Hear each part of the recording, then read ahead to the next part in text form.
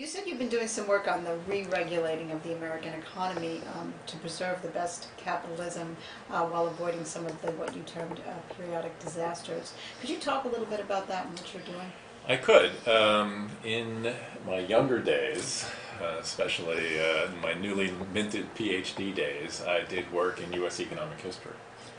And of course, the period that this is being likened to is the period of the 1930s.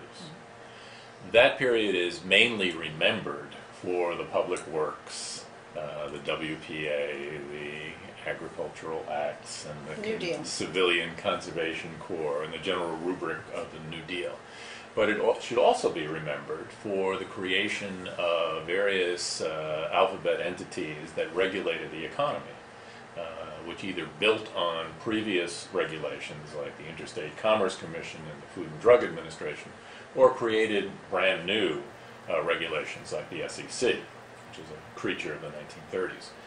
That particular body of government action grew out of a number of places, some academic in nature, but some very practical in nature. And the practical piece was a congressional investigation called the Temporary National Economic Commission.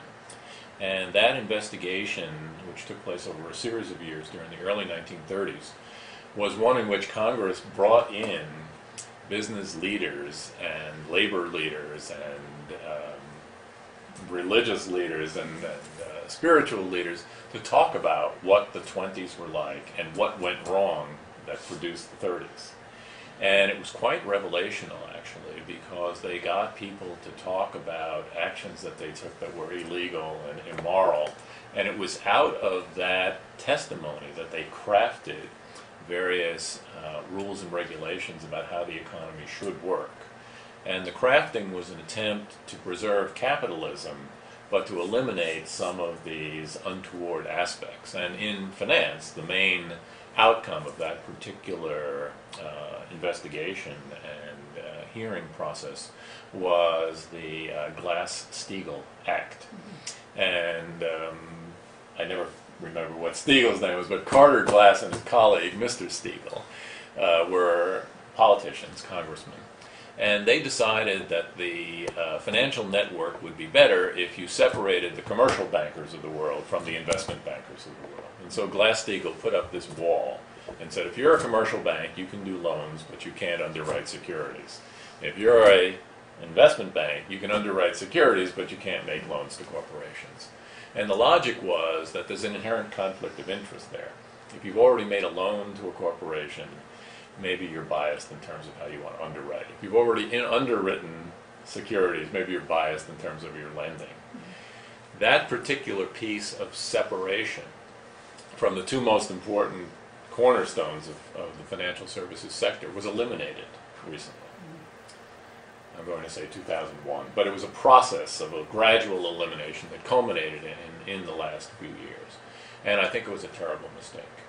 I think that integration is fine when it comes to steel, putting together coal miners and iron ore producers and then getting them right to the point where they're producing rails and nails, but not good in financial services. I think that it and other kinds of lax regulations allowed the financial services sector to take more risks than they should have, to become more complicated than the regulators could understand. And this is another important thesis that we can talk about for another 10 hours.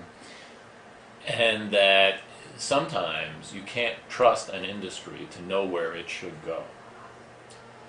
Sometimes the places where an industry thinks it should go are places where they end up without a net. Right, and we've certainly seen. And we are there. Yes. We are there. I mean, look how quickly firms like AIG and Lehman Brothers and Bear Stearns turned out to be worthless. Absolutely amazing. It's just amazing. Just amazing. Look how many hundreds of billions of dollars disappeared because companies that were once profitable turned out to be a house of cards, over-leveraged, holding assets that had no markets, writing guarantees that they had no idea that they'd ever be forced to meet.